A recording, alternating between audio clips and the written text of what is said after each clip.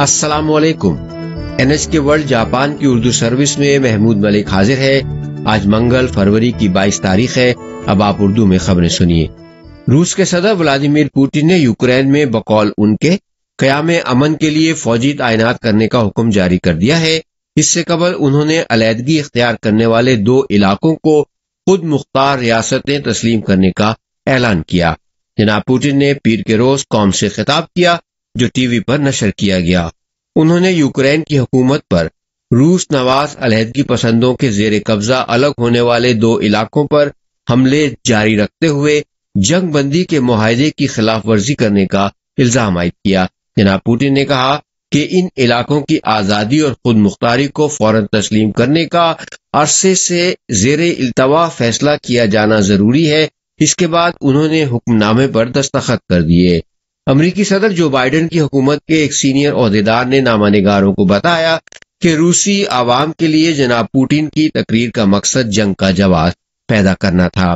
انہوں نے کہا، ہم نے دیکھا ہے کہ گزشتہ 1 گھنٹے کے دوران روس نے DPR اور LPR میں نام نہاد قیام امن کے لیے فوجی تعینات کرنے کا حکم دیا ہے، لیکن انہوں نے نشاندہی کی کہ روسی فورسز وہاں سالوں سے موجود ہیں۔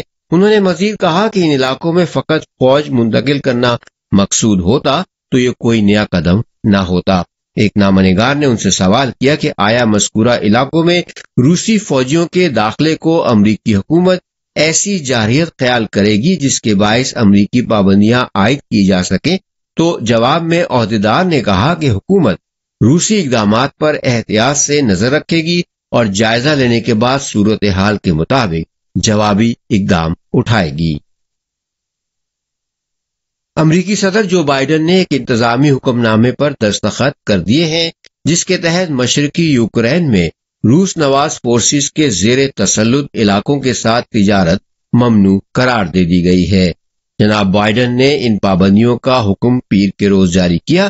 اس سے پہلے روس کے صدر ولادیمیر پوٹن نے دونیسک اور لوہانسک میں یوکرین سے علیحدگی اختیار کرنے والے علاقوں کی آزادانہ حیثیت کو یک طرفہ طور پر تسلیم کر لیا تھا۔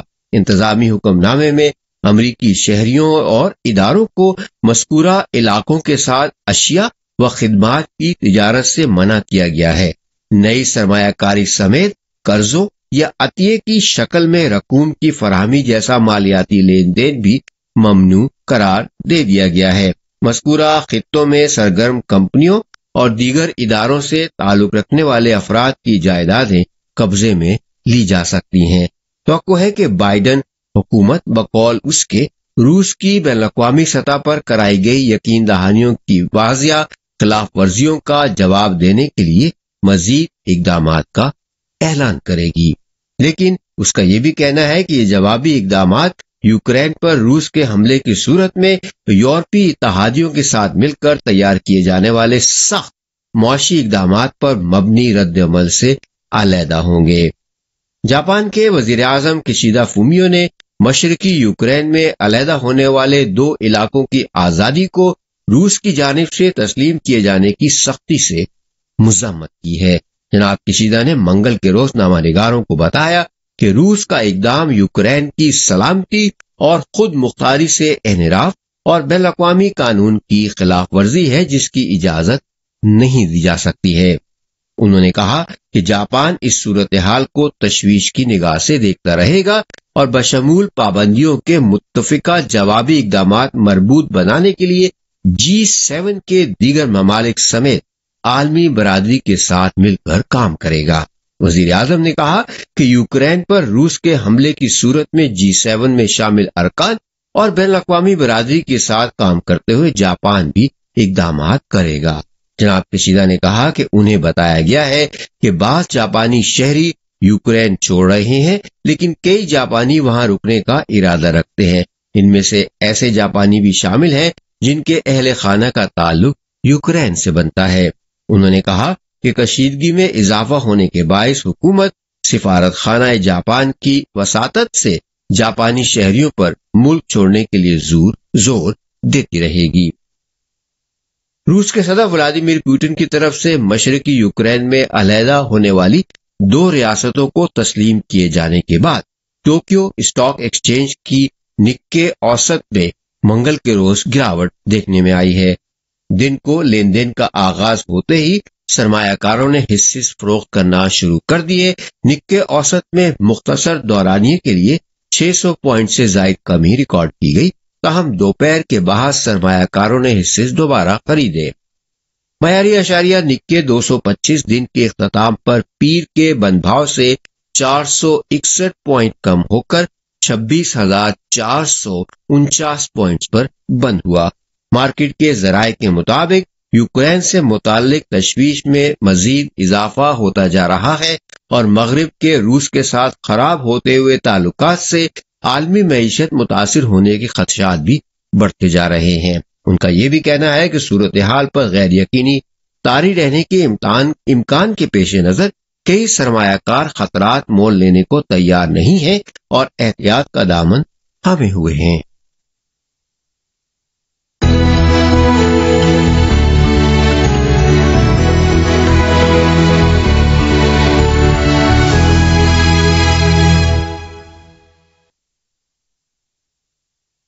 سامعین، یہ خبریں NHK ورلڈ جاپان کی اردو سروس سے نشر کی جا رہی ہیں، اور اب پیش ہیں آج کی باقی خبریں۔ ایک جاپانی عدالت نے ملک کا پہلا حکم جاری کیا ہے کہ حکومت اصلاح نوع انسانی تحفظ قانون کے متاثرین کو ہرجانہ ادا کرے۔ اس وقت یہ قانون کالعدم عدم ہے۔ اس مقدمے میں مدعیان ایک بیماری کے باعث ذہنی معذوری میں مبتلا ہونے والی 70 کے پیٹے کی ایک خاتون ہے، اور اس کے علاوہ 80 کے پیٹے کا ایک شخص ہے اور اس کی 70 کی پیٹے کی اہلیہ ہے۔ ان دونوں کو کم سنائی دیتا ہے۔ 1960 کی دہائی کے اواخر سے 1970 کی دہائی کے اوائل کے دوران ان افراد کو مذکورہ قانون کے تحت اولاد پیدا کرنے کے ناقابل بنانے کے عمل سے گزارنے پر مجبور کیا گیا تھا۔ انہوں نے یہ دعویٰ کرتے ہوئے کہا کہ انہیں انفرادی وقار اور بچے پیدا کرنے اور ان کی پرورش کرنے کے آئینی طور پر حاصل حقوق سے محروم کیا گیا۔ حکومت سے تقریباً $4,80,000 کے مساوی ہرجانہ دینے کا انہوں نے مطالبہ کیا۔ منگل کے روز اوساکا ہائی کورٹ کے سربراہ جج اوتا تیرویوشی نے ایک ذیلی عدالت کے فیصلے کو کالعدم قرار دیتے ہوئے حکومت کو حکم دیا کہ تقریباً $2,40,000 کے مساوی رقم ادا کی جائے۔ اوساکا ضلعی عدالت نے نومبر 2020 میں فیصلہ دیا تھا کہ یہ قانون آئین کے تو خلاف ہے، لیکن اس عدالت نے یہ کہہ کر مقدمے کو خارج کر دیا تھا کہ مدعیان کے پاس ہرجانہ طلب کرنے کا حق نہیں تھا، کیونکہ انہوں نے تولیدی صلاحیت سے محروم کیے جانے کے 20 سال سے زیادہ عرصے بعد اپنا مقدمہ پیش کیا۔ مدعیان نے اس فیصلے کے خلاف اپیل دائر کر دی تھی۔ جاپان میں اس قانون سے تعلق رکھنے والے 6 فیصلے اس سے پہلے بھی سنائے جا چکے ہیں، لیکن منگل کے روز کا فیصلہ پہلا فیصلہ ہے جس میں حکومت کو ہرجانہ ادا کرنے کا حکم دیا گیا ہے۔ ٹوکیو بلد عظمیٰ نے منگل کے روز جاپانی دارالحکومت میں کورونا وائرس کے 11,443 نئے متاثرین کی تصدیق کی ہے۔ ایک ہفتہ قبل کے مقابلے میں یہ یومیہ تعداد میں 4,000 سے زائد کی کمی ہے۔ ٹوکیو حکام کے مطابق مصنوعی طور پر سانس لینے کی مشینوں یا ایکمو یعنی دل و پھیپھڑوں کی مشینوں پر لگے شدید علیل مریضوں کی تعداد 82 ہے، جو پیر کے روز کے مساوی ہی ہے۔ حکام نے مزید 25 متاثرین کی ہلاکت کی بھی اطلاع دی ہے۔ ادھر اوساکا پریفیکچر نے منگل کو 10,939 نئے متاثرین کی تصدیق کی۔ اس نے منگل ہی کو 63 اموات کی بھی اطلاع دی، جو صرف ایک ہی دن میں وہاں کا بلند ترین ریکارڈ ہے۔ جاپان کی سب سے بڑی کاروباری انجمن کے سربراہ نے حکومت پر زور دیا ہے کہ نئے آنے والے غیر ملکیوں کے ملک میں داخلے کی پابندیوں کو مزید نرم کر دیا جائے۔ یہ بیان حکومت کی جانب سے ملک میں داخل ہونے والوں کی یومیہ تعداد کو آئندہ ماہ سے 3,500 کی موجودہ سطح سے بڑھا کر 5,000 کرنے کے گزشتہ ہفتے کے فیصلے کے بعد دیا گیا ہے۔ جاپان بزنس فیڈریشن کے چیئرمین توکورا ماساکازو نے پیر کے روز ایک اخباری کانفرنس میں گفتگو کرتے ہوئے حکومتی اقدام کا پہلے قدم کے طور پر خیر مقدم کیا، کیونکہ جاپان عالمی معیشت سے مربوط ہے۔ لیکن ساتھ ہی انہوں نے کہا کہ حکومت کو پابندیوں میں نرمی کی رفتار کو بڑھا دینا چاہیے۔ جناب ٹوکورا نے حکومت پر زور دیا کہ وہ ڈیجیٹل ٹیکنالوجی کو مزید استعمال کر کے امیگریشن کے طریقہ کار کو سہل بناتے ہوئے تعداد کی حد کو اور بڑھائے۔ انہوں نے مزید کہا کہ کئی ممالک کورونا وائرس کی عالمی وبا کے بجائے اب اسے ایک عام وبا کے طور پر لینا شروع کر چکے ہیں اور وہ اپنے سماجی ضوابط کو اسی حساب سے ہم آہنگ کر رہے ہیں۔ ان کا کہنا تھا کہ جاپان کو بھی اس کی تقلید کرنی چاہیے۔ حکومت جاپان نے وائرس کی متغیر قسم اومیکرون کے پھیلاؤ پر قابو پانے کے لیے تمام نئے آنے والے غیر ملکیوں کے ملک میں داخلے پر پابندی لگانے کا فیصلہ گزشتہ سال نومبر کے اختتام پر کیا تھا۔ جاپان کی پارلیمان کے ایوان زیری نے مالی سال 2022 کے لیے تقریباً 940 ارب ڈالر کے ریکارڈ بلند بجٹ مسودے کی منظوری دے دی ہے۔ عمومی کھاتہ بجٹ میں کورونا وائرس اقدامات، نرسوں، دیکھ بھال کرنے والے عملے اور دیگر کارکنان کی اجرت بڑھانے کے لیے اخراجات شامل ہیں۔ منگل کے روز رائے دہی سے قبل ایوان زیری کے مکمل اجلاس میں بحث و مباحثہ کیا گیا۔ مرکزی حکمران لبرل ڈیموکریٹک پارٹی اور اس کی اتحادی جماعت کومیتو اور دیگر کی جانب سے اس مسودے کو اکثریتی ووٹ سے منظور کر لیا گیا۔ پہلی بار اس میں اختلاف کی democratic party for the people نے بھی مسودے کی حمایت کی۔ ایوان کے سیکریٹریٹ دفتر نے کہا ہے کہ ایسا بھی 1994 کے بعد پہلی مرتبہ ہوا ہے کہ حزب اختلاف کی کسی جماعت نے نئے مالی سال کے لیے بجٹ مسودے کی حمایت کی ہو۔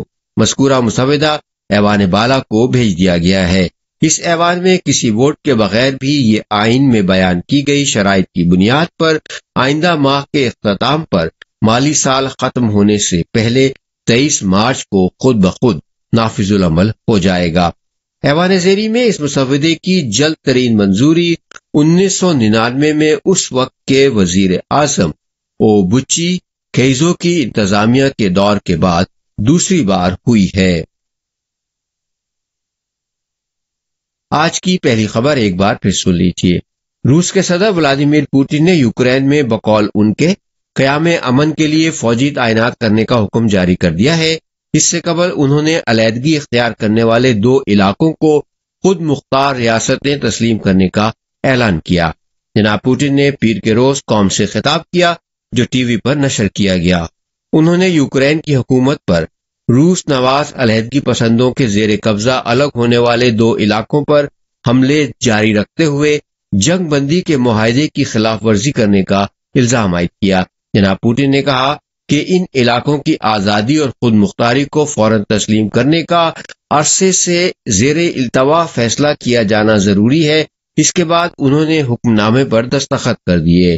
امریکی صدر جو بائیڈن کی حکومت کے ایک سینئر عہدیدار نے نامہ نگاروں کو بتایا کہ روسی عوام کے لیے جناب پوٹن کی تقریر کا مقصد جنگ کا جواز پیدا کرنا تھا۔